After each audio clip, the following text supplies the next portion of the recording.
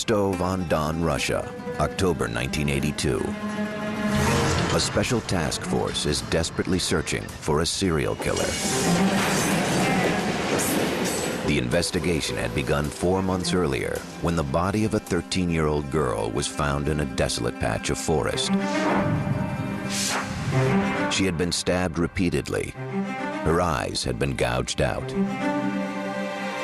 There's a Russian superstition that the last sight that a murder victim sees is somehow imprinted on the surface of the eye. Soon, 2 more bodies with similar wounds were discovered. All 3 had been sexually assaulted.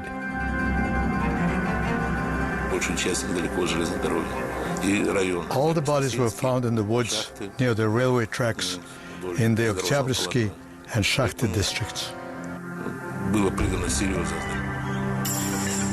At first, the brutal and ritualistic nature of the killings led police to suspect a satanic cult was at work, or a group harvesting organs to sell for transplant.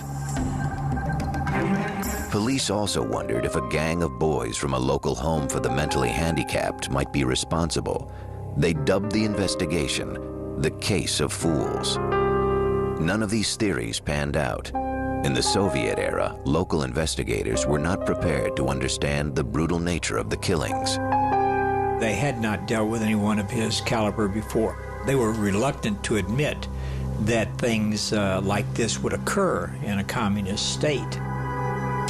The best they could do was gather bits of evidence. We got down to serious work, first of all, with the identification of the bodies and then forensic tests of the remains. Despite these efforts, the body count rose. By 1984, we had found 23 bodies. Some of the bodies were still fresh, which gave us a broader picture of the injuries and the killer's behavior at the site of crime. Many of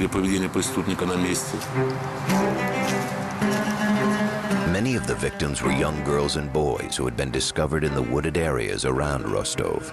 All had been mutilated.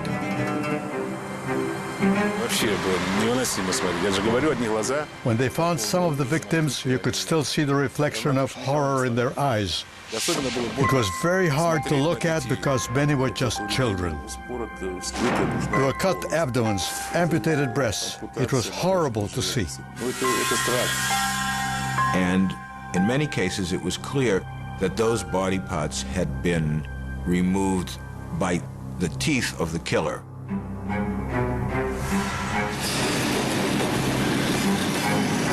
A lot of the bodies were found near transportation points, bus stations, train stations in particular, which indicated that the killer, whoever he was somebody who used the Soviet transportation system extensively.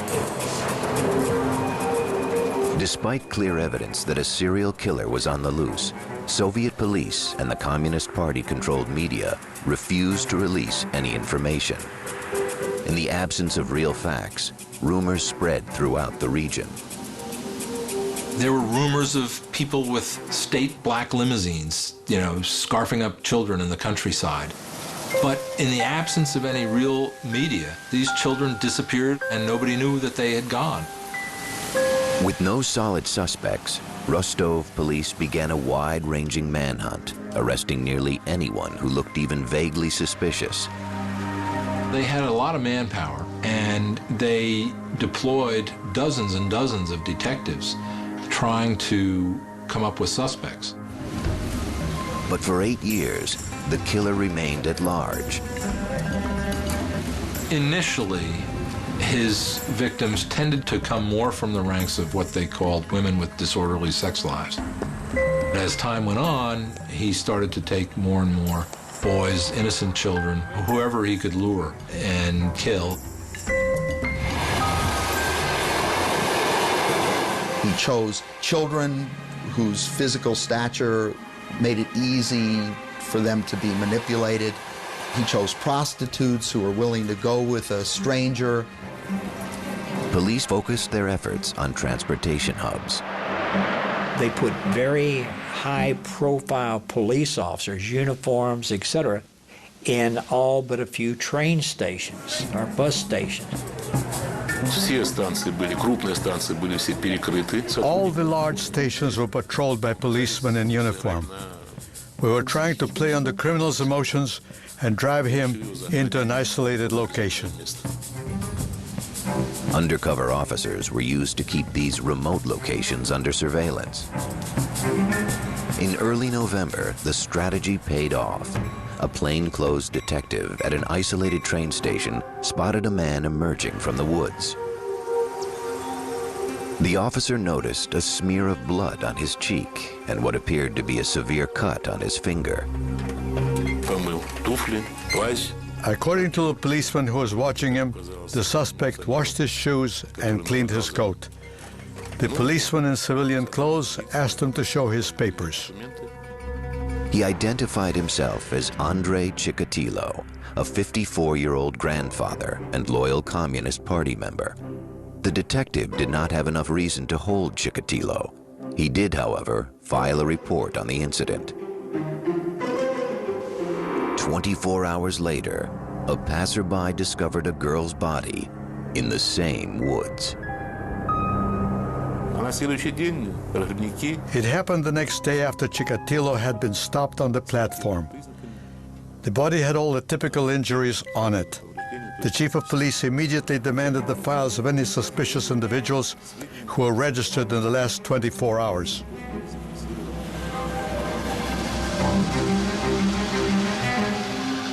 On November 20th, 1990, Andrei Chikatilo was apprehended in a Rostov marketplace. Investigators captured the arrest on video. He had come out of the pub with a bottle of beer and tried to make contact with a young boy. We suspected that he might try to lure the boy away. And at that point, Chikatilo was arrested. By now, Chikatilo was suspected of committing more than 30 murders, but the police had no eyewitness and few real clues. Detectives desperately needed proof of his guilt. They needed a confession. They wanted to get the confession. If you read Crime and Punishment by Dostoevsky, I think that you'll see that the confession is a very powerful symbol and very powerful element in Russian culture. Soon, Andrei Chikatilo would reveal the gruesome details of his 12-year run as a sexual predator. It was a tale that would shock a nation. In the annals of crime, Andrei Chikatilo is undoubtedly one of the most sadistic killers ever to live. And he got away with murder for more than 12 years.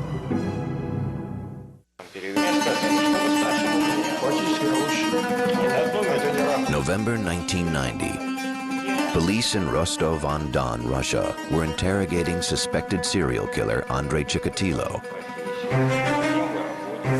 For 12 years, a sadistic killer had raped and murdered dozens of women and children. Authorities believed Chikatilo was the culprit. But so far, the father of two had admitted nothing. By law, authorities had 10 days to link him to the murders. Otherwise, Chikatilo would go free. On the 9th day, we invited the psychiatrist Bukhanovsky to talk to Chikatilo one-on-one. He spent the whole day with Chikatilo from early morning till very late at night. The techniques used by psychiatrist Alexsandr Bukhanovsky were much different than the intense police interrogation.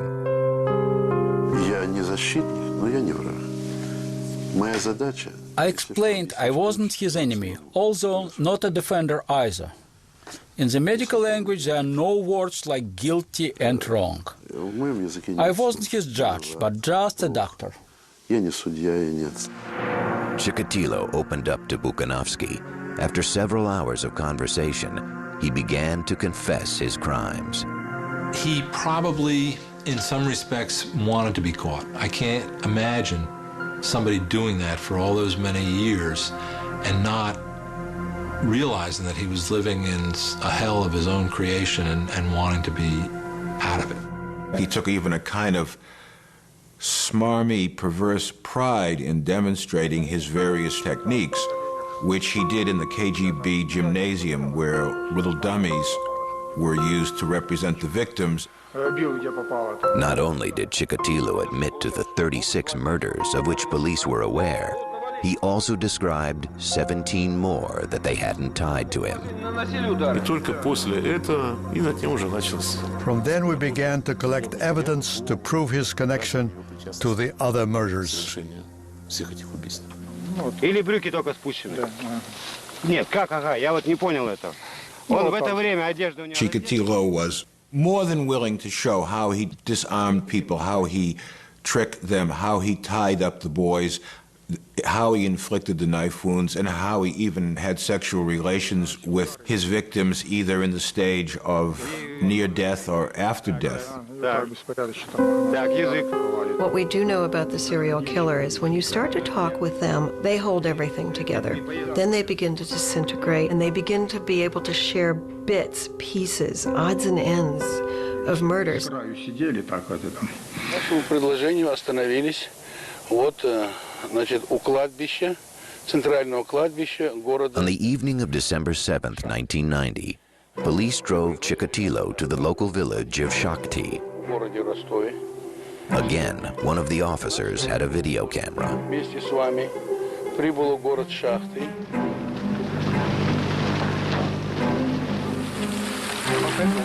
Walking between the gravestones of a small public cemetery, Chikatilo brought them to the site of a shallow, unmarked grave.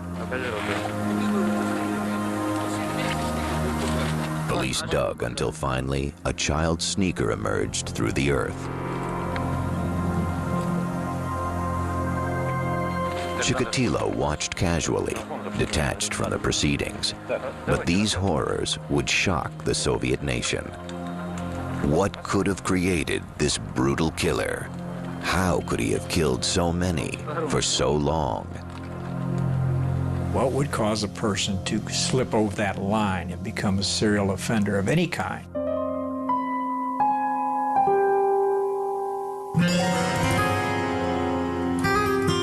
Andrei Romanovich Chikatilo had started life in a world of violence and human degradation. He was born in 1936 in the Ukrainian village of Yablachnoye. Joseph Stalin ruled the Soviet Union with an iron fist, and famines devastated the Ukrainian people. There were serious food shortages in Ukraine, partly as a result of the devastation of the war, and partly as a result of the agricultural policies of the Stalin-era Soviet Union. Under the banner of collectivism, Stalin forced peasant farmers to deliver their entire crops to the state for nationwide distribution.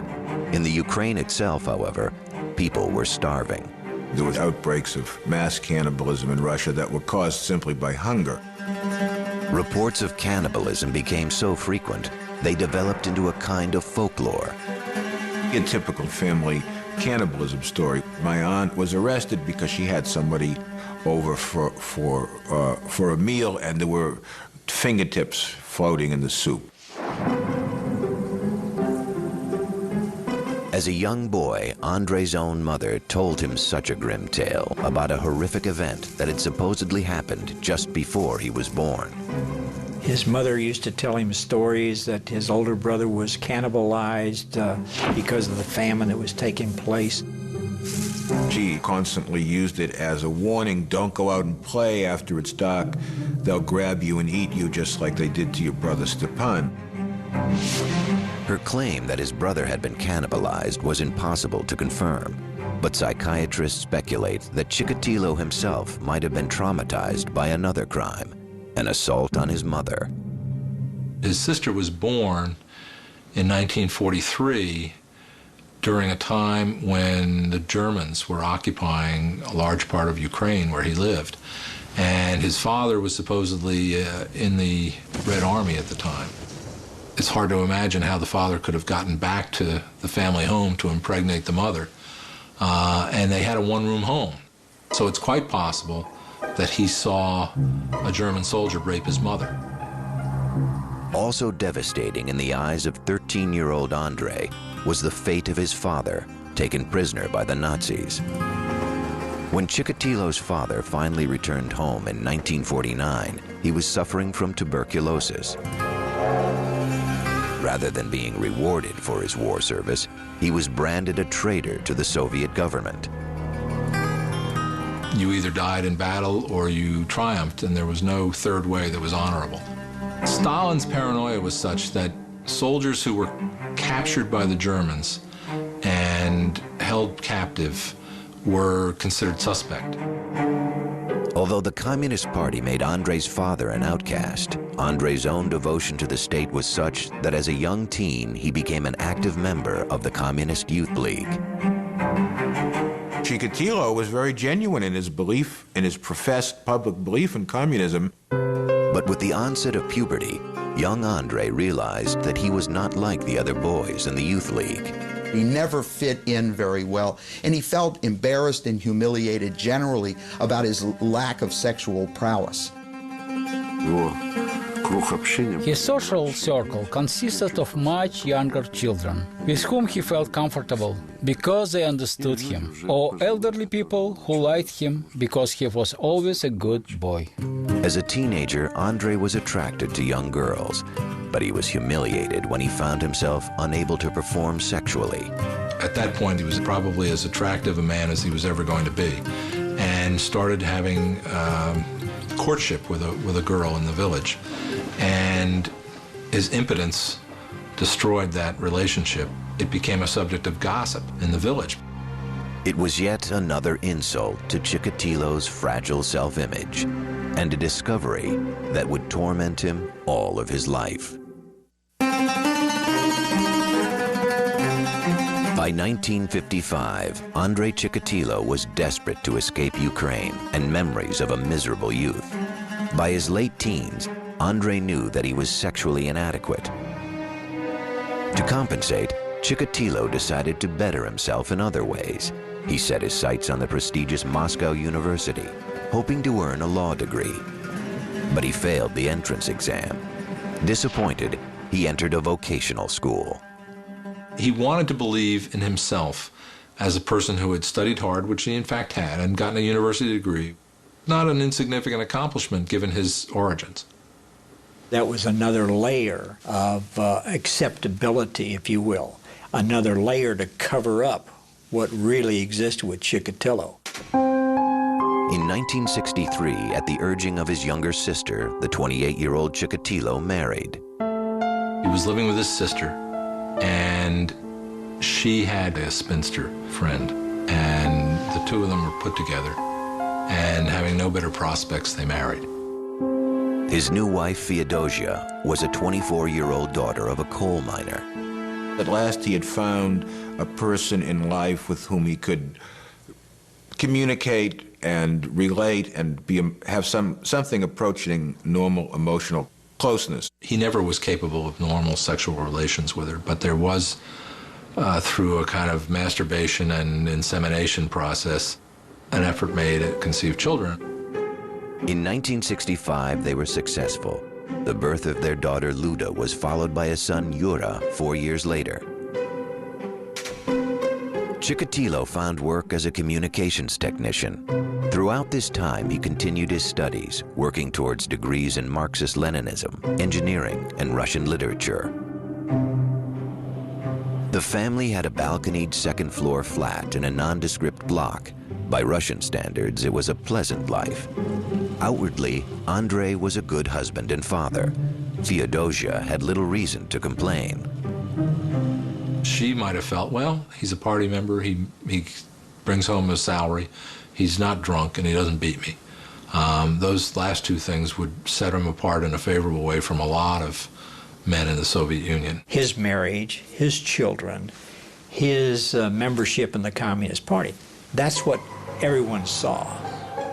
But that wasn't his true personality. Chikatilo had erected a modest and respectable facade for the world to see. Inside, however, he was desperately frustrated.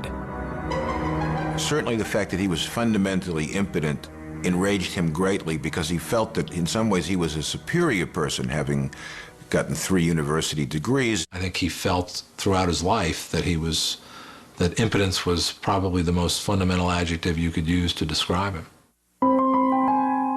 In 1970, Chikatilo accepted a job in a secondary school. As a teacher, the 34-year-old hoped to find acceptance and respect, and yet instead he found constant humiliation. His students didn't take him seriously. They refused to behave and smoked right in front of him in the classroom. He was altogether not the kind of person that would hold the attention of a class of children, and they mocked him. He was nicknamed the Goose by his students, and goose in Russian is kind of like jerk in English. It's someone who inspires zero respect.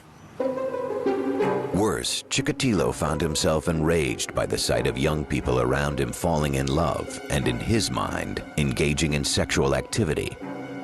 One thing that he wanted to change about himself and couldn't change was his sexual impotence. He felt the world had somehow inflicted a tremendous injustice on him. Any lowlife could enjoy the pleasures of sexuality, the joys of love, but he, Chikatilo, the educated, the brilliant, the special, the genius, could not, and that was a source of his fundamental rage. In the early 1970s, Chikatilo responded to his anger and frustration by secretly molesting students, both male and female. He felt so profoundly rejected by adults, he was unable to have sexual relationships with consenting adults, so he instead went to vulnerable children. In 1974, he was fired when allegations of his sexual misconduct with students became known. Rather than take the responsibility for exposing him, the director of the school simply got rid of him. And it was typical of what might happen in a Soviet society and probably would happen in any society. Because the incidents were kept quiet, Chikatilo could simply relocate. He moved his family to the nearby town of Shakhty. There he found a new position, teaching at vocational school number 33. Chikatilo's wife knew that he had little problems. He was involved with bothering the children at school, but they had put that behind them, and she had forgiven her husband. But unknown to his wife and family, Andrei Chikatilo was constructing another life. He bought a second secret house for himself. It was a dilapidated 3-room shack on a quiet backstreet called Mezhevoy Lane. And it was the perfect setting for murder.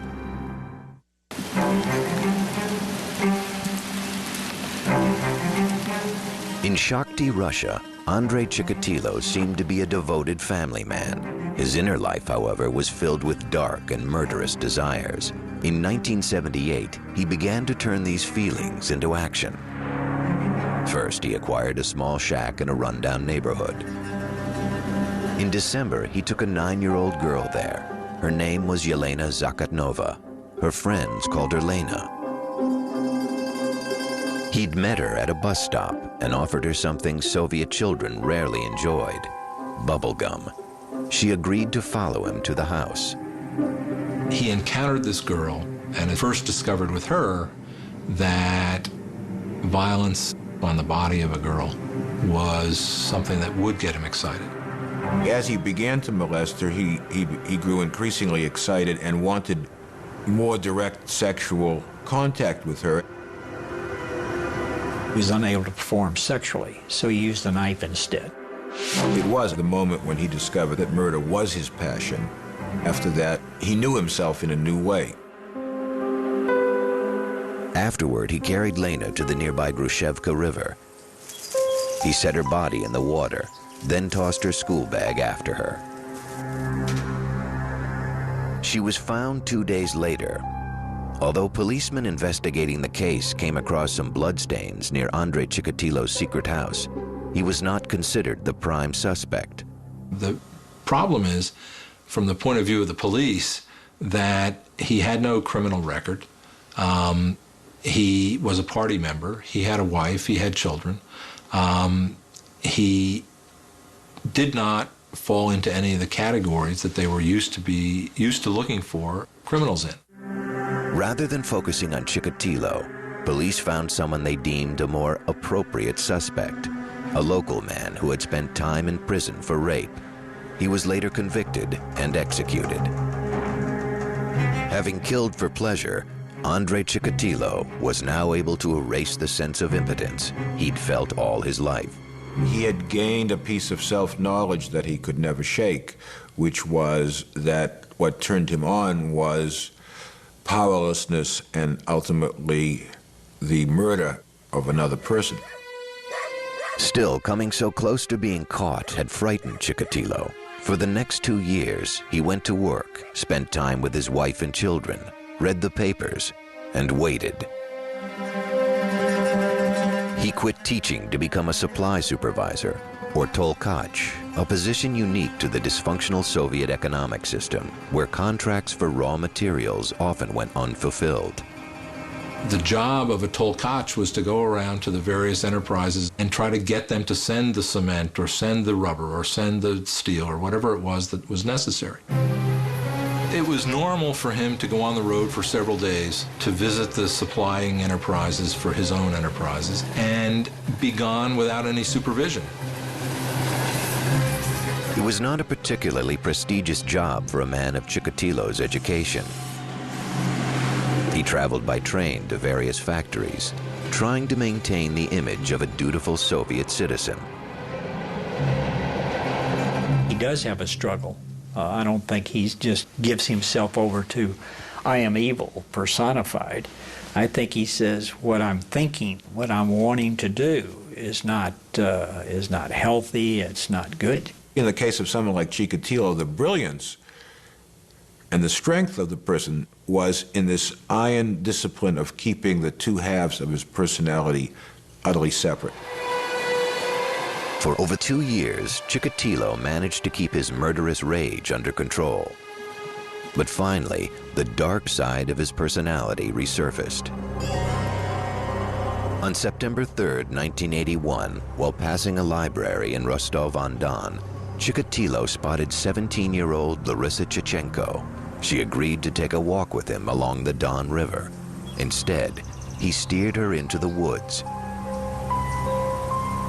Again, Chikatilo was unable to perform sexually, but he remembered what had satisfied him 2 years earlier in the secret house on Mezhevoy Lane. He would attempt to have sex, normal sex with the woman. He would inevitably fail. That would release the great rage that lived and lurked inside of Chikatilo. Sex was the vehicle, but the basic need was to feel a sense of power over his victims. Chikatilo killed with even more brutality than before. He stabbed his victim repeatedly, then savagely bit her. He was really getting even. He was angry with humanity, but especially with women. He was seeking revenge, and he was getting revenge against the people who rejected him the most. With this second murder, the veneer of Chikatilo's normal life shattered. A pathology spawned by years of frustration took over. Chikatilo became a serial killer. He was a man who was impotent. What does the word impotent mean? It means literally without power. So in every case, whether he was dealing with the young boys, the young girls, or the young women, it was essential for Chikatilo to establish physical dominance and control over the victim. Gratification has been mixed up with anger and hostility, and one complements the other to the degree that you can't even separate them. He became intensely excited and even would spontaneously ejaculate during that mutilation that had taken place. Then he cut off pieces of his victims' bodies. Chikatilo admitted making the incisions, admitted removing the uterus, but would never quite cop to the fact that he ate the uterus. He said, I liked to nibble on it. They were so pink and springy, those were the words he used. What had started as a quest for sexual satisfaction had now become a murder spree, the worst in Russian history.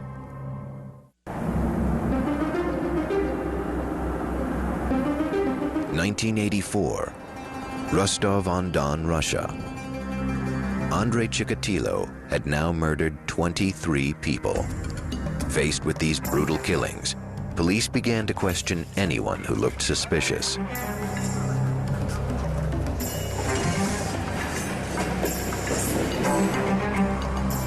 On September 13th, 2 Rostov detectives spotted a 6-foot-tall man wearing a black fur cap. He was trying to make conversation with a young girl. It was decided not to detain him on the spot, but follow up and see what he was going to do. The officers tailed the suspect as he approached one young woman after another. Eventually, they observed him fondling a prostitute in a deserted station. This act of public lewdness was enough for detectives to arrest the man. He identified himself as Andrei Chikatilo. He was carrying a small leather case.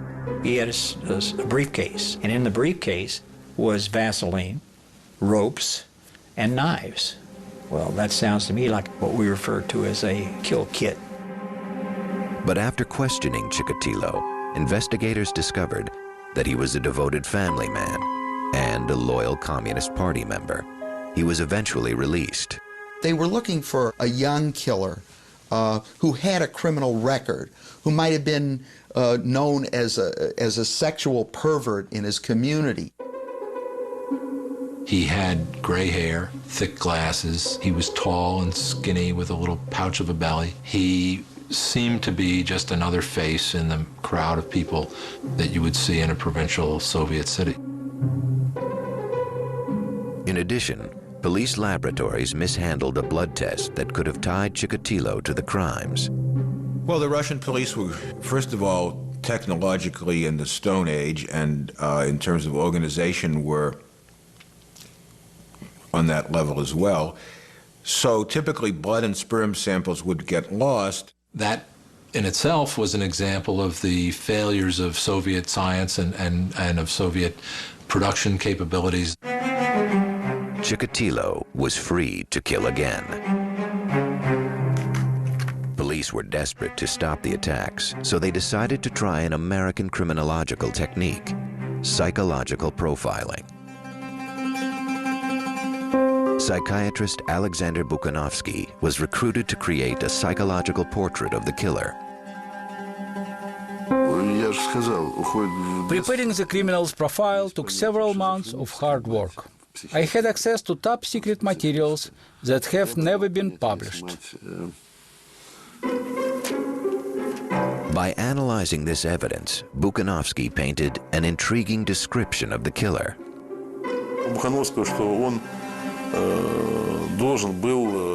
Kravchenko said that the criminal was unsociable, that he was very ill. He stressed sexual perversions. He said the criminal could either be living on his own or with a wife, but he didn't have a sexual relationship with her. Yet it would take police another 6 years to capture Chikatilo. A lot of the factors that caused the demise of the Soviet Union were also at work in the Chikatilo case and enabled him to kill as long as he did and as many people as he did without being caught. Finally, on November 20th, 1990, after a 12-year killing spree and 52 victims, Andrei Chikatilo was arrested. Dr. Kravchenko's profile would prove chillingly accurate.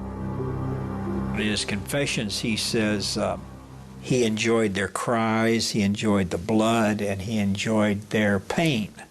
Well, he's obviously a sexual sadist. What the serial murderer learns with the act of his first murder is that he can be in control. Because until this time, they've basically been the scattered pieces of an individual that has never made them feel that they are in charge. The most serious motivating force for a lot of people, if not all people, is sex. the desire to procreate, the desire to be a sexual being. And in his case, it was just a totally frustrated, humiliating failure that he struggled with all of his life. Spring 1992. Andrei Chikatilo, 56-year-old grandfather and loyal party member, stood accused of a string of gruesome and brutal murders. The Soviet Union had collapsed, becoming the Commonwealth of Independent States. Chikatilo's trial promised to be the first great spectacle of the post-Soviet era. The Russian people reacted with grim fascination. Once Chikatilo's case became more or less public knowledge, the local people were hideously aware that a serial killer was in their midst, and nothing spreads faster in Russia than rumor. And soon, Chikatilo would be given a nickname befitting his murderous deeds: the Butcher of Rostov.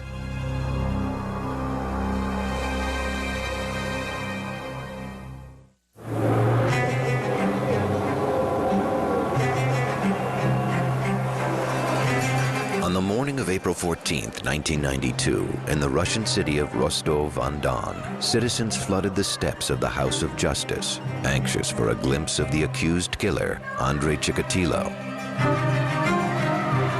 For months, newspaper headlines had branded him the Red Ripper, or the Butcher of Rostov.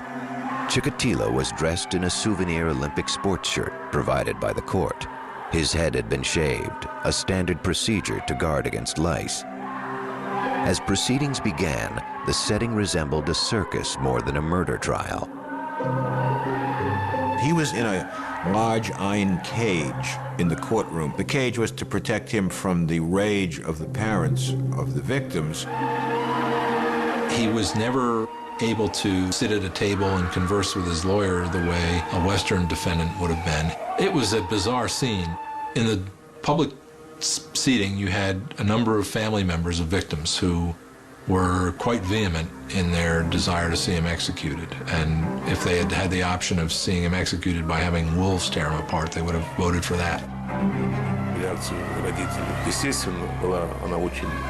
The victim's parents' reaction was understandably strong. When he was put in his cage, people rushed towards it and shouted, "Give him to us." But how else would you expect the parents who lost their children to behave? On the opposite end of the courtroom, Justice Leonid Akupyanov presided, flanked by ordinary citizens, the Russian equivalent of the Western jury. The judge read the list of charges. The volume of evidence filled 222 casebooks. The story they told was grim and horrifying in its details. The victims' ages varied from 9 years old to 45. They were both male and female. The ultimate point of the sexual act is to create life.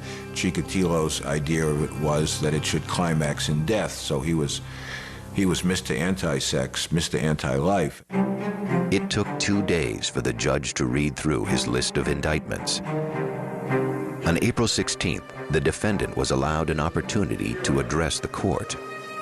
Families of Chikatilo's victims screamed insults. Some fainted. In a rambling 2-hour statement, Chikatilo described himself as a man robbed of his genitals. Born impotent, Chikatilo claimed to be cursed by a lifetime of sexual frustration that had eventually driven him to murder. He asserted that he had never planned to kill, but that he had been seized with shaking and shivering and had lost control. He seemed at various times intent on proving that he was crazy. At some points that I witnessed, he jumped up and started shouting at the judge and then dropped his pants and exposed himself. At other times, he started cursing and screaming and so forth. Most observers believed Chikatilo's behavior in the courtroom was an act, an effort to gain sympathy. If found criminally insane, Chikatilo could be placed in a psychiatric hospital. If judged sane, however, he faced execution. In Russia, that meant a single bullet to the back of the head. the definition of sanity and insanity from the legal point of view, which is an international definition and was used in the Soviet Union, was can the person in question tell the difference between right and wrong? The trial would continue for 6 months. Throughout, Chikatilo presented himself as a wretched victim of nature's indifference and a gruesome metaphor for Russia's 70-year failed social experiment. When he was defending himself, he blamed Stalin, he blamed his parents, he blamed the cannibalism of the famine, he blamed the Communist Party, and he even blamed his own blood type. Prosecutors would argue that Andrei Chikatilo was in fact the most calculating, diabolical killer of all time.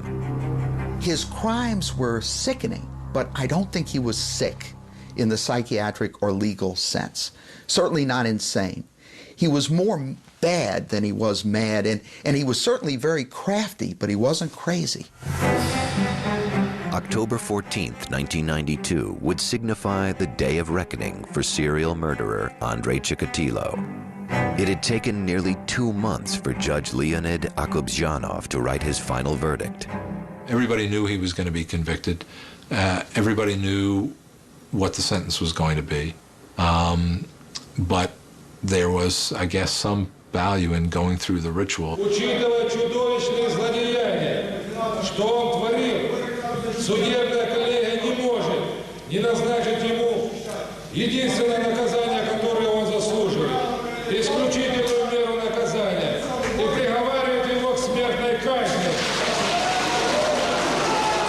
After a 12-year murder spree, final justice came swiftly. On February 15th, 1994, Andrei Chikatilo was escorted through the halls of Rostov prison and led to a private cell. There he was executed by a single shot behind the right ear.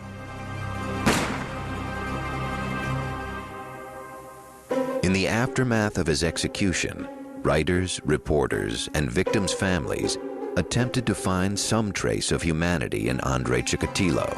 But in many ways, this man, who committed extraordinarily cruel crimes, remains an enigma.